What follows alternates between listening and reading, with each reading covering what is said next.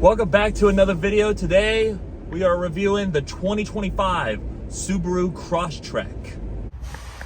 All right guys, now before we get behind the wheel of this 2025 Subaru Crosstrek, let's go around and talk about it. So the Crosstrek, this car hasn't been around for a while. I think it's been around for maybe 8 to 10 years. I'll put the actual number for how long it's been out right here. But pretty much, it's one of the newer Subaru products of the entire lineup. A lot of them, like the Outback, have been around for decades. This is one of the newer ones. And this is supposed to compete with the sub-compact cars. Think Honda HR-V, Corolla Cross, Nissan Kick, the Kia Niro, cars like that. That's what this competes with. And I gotta tell you, this is probably one of the better looking ones. They all, I'll be honest, these subcompact SUVs, they don't really look the greatest to me. They're kind of awkward looking. They're kind of humpbacky. But I have to admit, this is probably one of the better looking ones on the market. It's more tasteful in its look and in its appearance. Some of them just look kind of dull, but a lot of them just don't have a lot of style. And when they do, sometimes they look a little, they look too much. This is, I can get with this. This looks good, and especially when you come and look at the more angular looking front end, it has a good look to it with the LED lights and the LED turn signals. Everything's LED. This is the top trim. This is the limited, and as this one's sitting with the packages and everything included, this is $36,000. So this is the most expensive one you can get, but these start at like mid 20,000s if you're getting base model stuff with cloth seats and everything. And the cloth seats aren't that bad in this car. The material is actually really nice, so I don't. If you're trying to save money, the cloth seats aren't a bad choice. And if you're worried about the cloth seats feeling bad to sit on and feel, trust me, this is one of the better cloth seats in the business. But this one comes with the fake leather, which is the top trim, and it feels good. And even though it's fake, it feels amazing. It really it's really squishy. I'll get to the inside and we'll talk more about it when we get in there. But coming around to the back end, it's got a very, I know this is a subcompact SUV, but this screams hatchback to me. Very, very hatchback. And its look and its design, everything very, very hatchbacky. And you know, while we're back here, it's got this cool little funky, quirky plastic thing right here to protect your bumper from getting hurt by any suitcases or luggage or any heavy objects. And it's got like a nice little Subaru quirk to show like the mountains, the ocean, the forest, you know, because these things are known for going off-road. But that's a nice little quirk and feature, you know, like Doug DeMuro would talk about and stuff.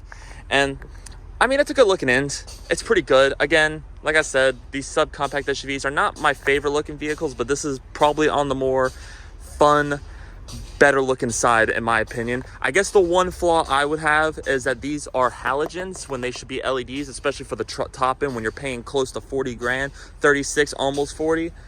They should be LEDs, but you can always do that aftermarket if you need to as the owner yourself. But let's go ahead while we're back here. Let's pop the trunk.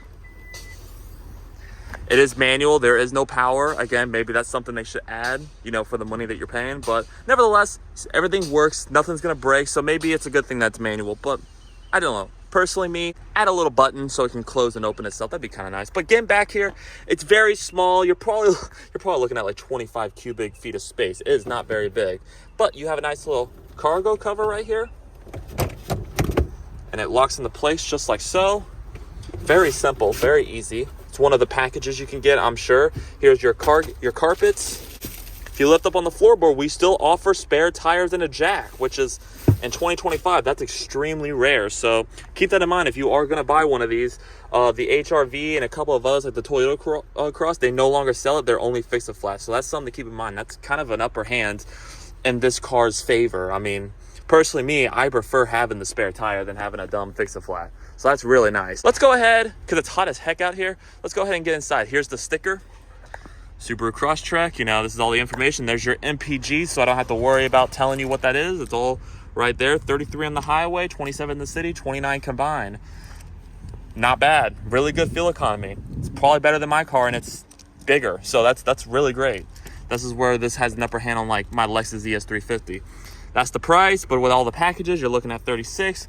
But I personally think it's worth the packages, the additional packages, because the additional packages also offer the awesome Harman Kardon speaker system, the power moonroof, and a couple of nice little LED setups. Personally, I think that's worth paying the additional whatever amount to get it down to 36, because those Harman Kardons, I was listening to them very briefly on the way over here, and it is phenomenal. It's really great quality. So I think it's worth the extra price of admission. So anyhow, but let's go ahead and get on in. You got the same Subaru key that you've had for years to lock. It's the lock button on top. You have the trunk button down here, and then to unlock, you press the Subaru logo, which is kind of a nice little quirk and feature.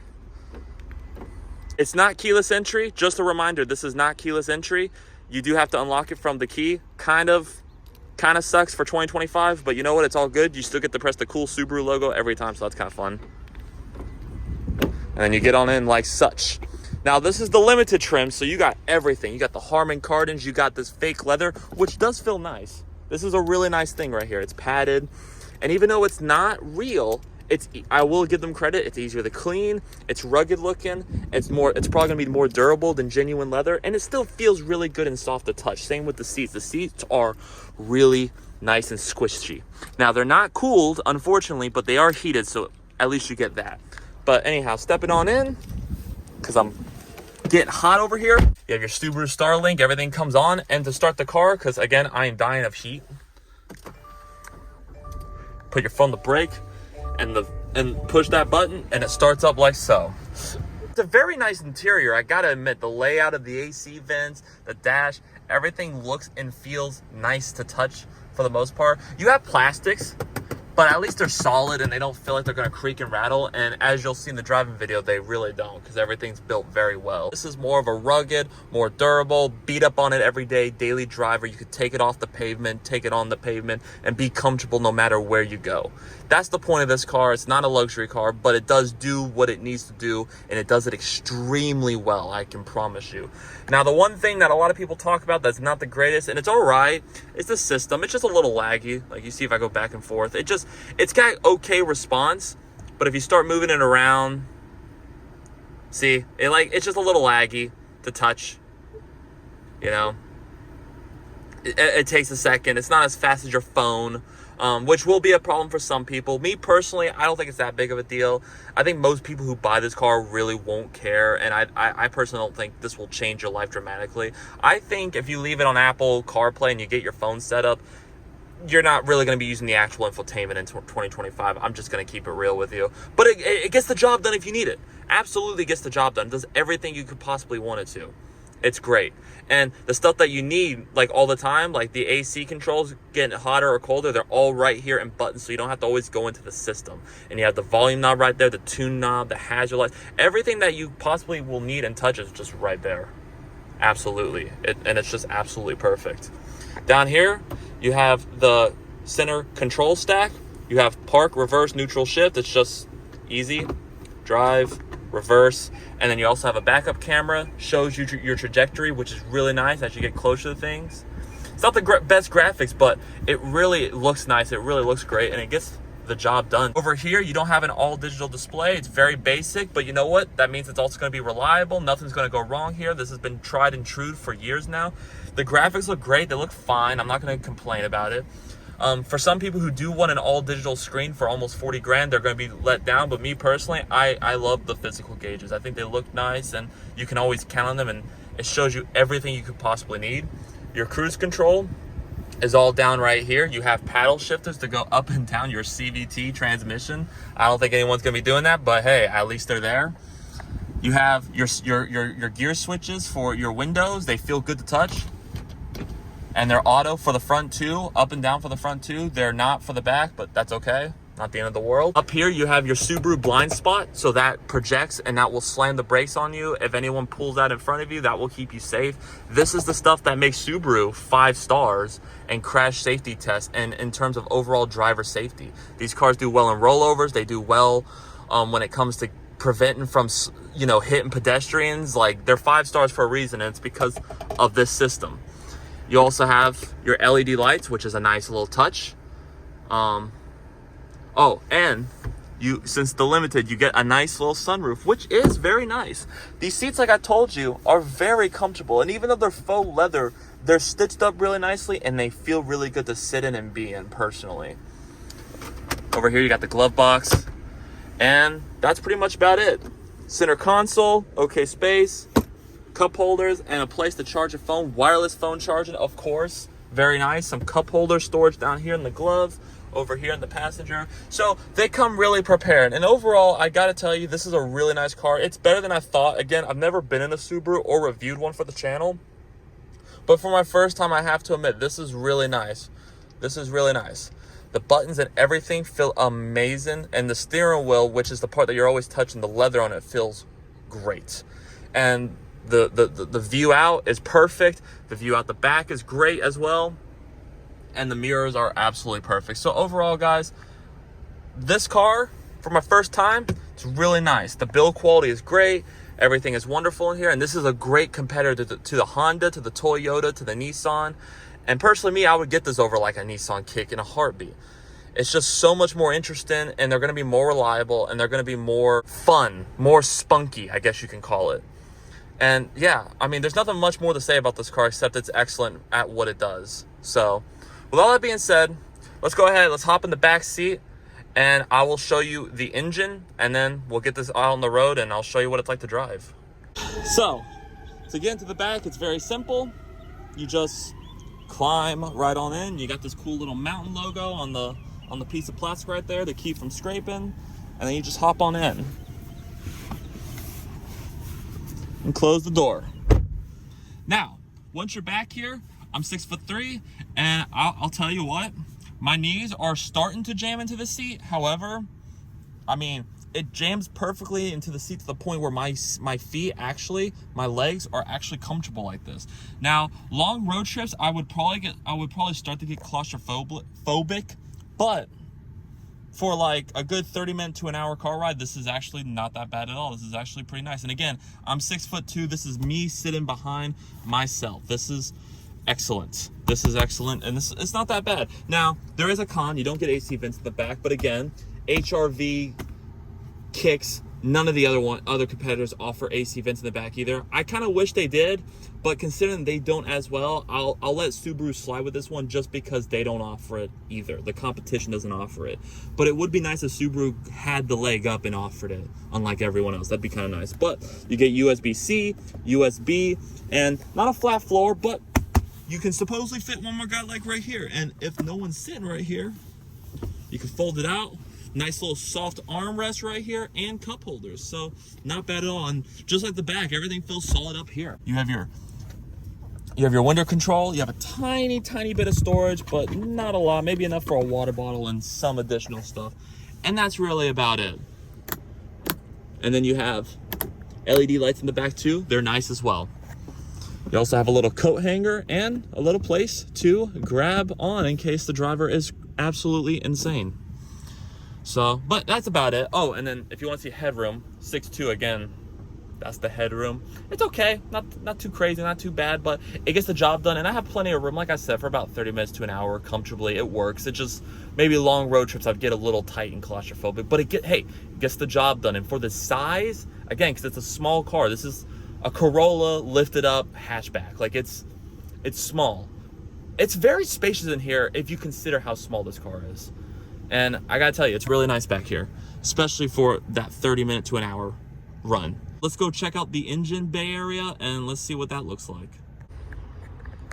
All right, guys, so now that we're under the hood, this is the famous 2-liter inline flat 4-cylinder, no turbos. They do offer turbos, but you have to like step up a trim, get another engine. It's the same engine, but with a turbo. This one is naturally aspirated. This is the old school. This is probably the one you want to get if you want the most reliable car. As a result, it's not as powerful and it's definitely not as quick when you're on the road, but people who buy this don't really care. They care about the reliability and dependability. This car does it in strides with this engine that's tried and true.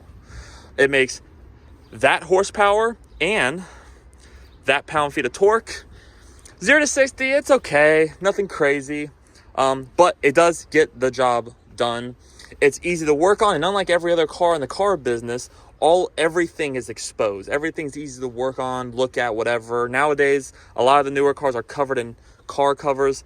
I like to see that they leave everything exposed. It kind of looks nice. I kind of like the look of this setup compared to like all the other competitions with their plastic all over the engine bay. This is nice and it's easy for people to work on. And it's, again, there's a reason why it's dependable and reliable, because of the setup, because of the way it's built. It's tried and true. It's also, as you saw on the sticker earlier, it gets amazing fuel economy. So you do suffer in power, but the trade-off is you get great fuel efficiency and smooth power delivery. But since we're talking about it, now that you have seen the engine, let's go ahead and let's take this car out for a drive, and so I can tell you what it's like to drive the Subaru Crosstrek. So now that you've gotten the full walk around and you've seen all the interior stuff, the walk around, how everything works, the back seats, the trunk, everything, what is this car like to drive? Well, as you guys know, if you've been following the channel for a long time, fun fact, this is actually my first Subaru review. I mean, it doesn't take a genius to figure that out. It just takes a couple of researching, but this is my first Subaru review. And so I'm very excited, because even though this is nothing like, this is not a sports car, nothing crazy, nothing special, it's still a special moment for the YouTube. It's a new car brand, Subaru, first time doing it, and we're gonna cover a lot more of them now, because now I'm excited to announce that not only am I reviewing this car, but I also work for a Subaru dealership, so I will be selling these cars in particular, but I'll also be selling used cars as well. And what that also means for you guys as a result, because I'm working at a Subaru dealership, is not only will I be reviewing new Subarus, but I will be reviewing a lot more cars, new, used, all in between.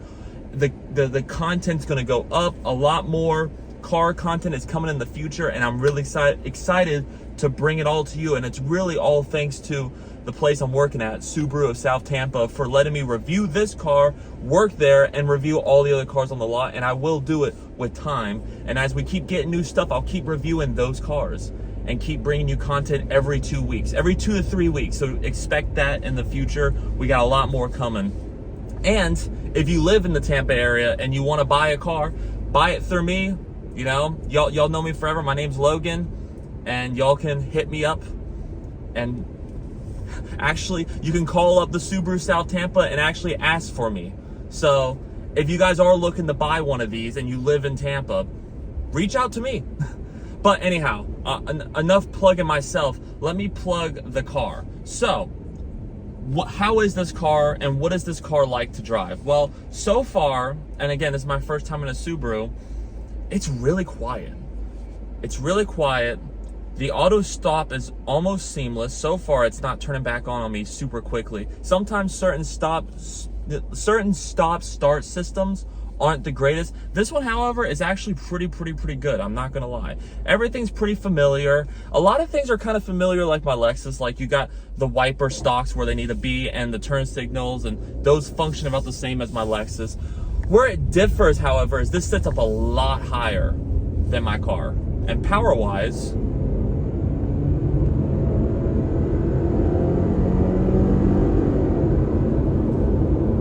it's okay. So, I guess if you want to say a drawback, because again, I've talked about the horsepowers and the torque earlier in the video, so I'm not going to talk about it again. But if you had to complain about something, nitpick about one thing, I think that one thing will be the power delivery. Now, granted, this is a great fuel efficient car. Again, I've talked about it earlier in the video. But I think as a result, it's fuel efficient, but it is going to lack in power. Again, compare it to my 2009 Lexus, which you guys have seen the review on. That car's got so much more punch. You're able to get up to speeds quicker if need be. Again, these aren't cars that you floor, but it's just something worth keeping in mind in case you're trying to pull out in the middle of fast traffic. Personally, me, I wouldn't recommend it. It's got a little bit of lag. I got a little bit of delay, but it's because it's a naturally aspirated 4-cylinder. So it's gonna feel like you're wringing it dry. It's just not gonna be the most potent thing, but that's okay. Subaru owners aren't here for the power. They're here for the fuel efficiency, and they're also here for the practicality, and they're here for the comfortable ride, and they're here for the tech, and they're here for the price. The price is the important thing. I mean, you can get these for high 20s, low 30s on the top end, because this is the smaller Crosstrek. Don't come here for the performance. This is a Crosstrek. This is like a lifted compact Corolla. That's the best way I could describe this vehicle. I'll also admit, I'm really surprised by how quiet it is in here and how nice it is in here. I gotta admit, it's quiet, it's pretty compliant, and it's pretty nice. Again, it's not a luxury car, but for a standard Toyota competitor that's not meant to be luxury, it's meant to be more rugged, adventurous, hip, more spunk and fun, but still high quality built. This is a really well put together machine, I must tell you. I mean, it's impressing me because, like, if you compare this to, like, I don't know, say a Dodge or a Chevy, this is far superior. The handling, it's good, but it's average. It's not a sports car. Again, if you think it is, you're missing the point of this car, right? But I gotta tell you, this car delivers a lot for the money. Overall, to sum this up and wrap this up nicely, I gotta tell you, this is a really nice car. This is a really, really good car. I mean, these are reliable, they're dependable. This one in particular, it's more spacious than a Corolla. You can fit people better, more stuff better, and it's just as reliable as a Toyota. And it's different. You see these on the road, yes, but I feel like Toyotas are everywhere. This, you don't see them on the road nearly as frequently or as much. And in a way, it makes them kind of special, I feel, in my eyes. So, to sum it up, should you buy a Subaru Crosstrek, I gotta tell you, the best part about this car is the way it's riding. And it is so smooth and so nice. So my answer is absolutely, especially if you want something that looks and feels different from everything else on the road. Because this has a more funky look to it than like a Corolla. The Corolla, it's a great car, but it's very boring in its design. And they're everywhere. This, you don't see as many of them, and got the same reliability, but you don't see them as frequently. And so, to me, this car just feels more special to drive around. And so, would I recommend it? Absolutely, especially for the price. This is a bargain. And I'm not saying that just because I'm now a salesperson for Subaru. I'm saying it as someone who's never been in a Subaru, my first time in it. I gotta tell you, it's very well put together. Even the plastic bits, nothing's rattling, nothing's creaking, everything is solid in this. And the fake leather seats in this, for the limited trim, even though they're not real leather, they feel amazing. They're comfortable, they're squishy, they're perfect. And I mean, you could get comfortable in this really easily. So, would I recommend it? Absolutely. And hey, if you do want to buy one and check one out, hit me up at Subaru of South Tampa. But with all that being said, thank you guys so much for watching this video. If you like this video, please like, share, comment, and subscribe. We are going up this year. We're gonna get to 1,000 subscribers by the end of the year. I am determined. At the rate that you guys are subscribing, I know we're gonna get there. I believe in it. You guys are growing me couple subscribers by the day. At this track, we're gonna be there by December, and we're on track to making it to 1,000 subs by the end of the year. And it's all because of you guys. I love you guys so much. Thank you guys for watching this video. Thank you guys for still supporting. Please share this, give it a like, comment, and tell me what Subaru or car in general you want me to review next. I have plentiful at the dealership I'll be working at, and I'm excited to bring you more content. But with all that out of the way, thank you guys for watching. Catch you guys in another video. Peace out, guys.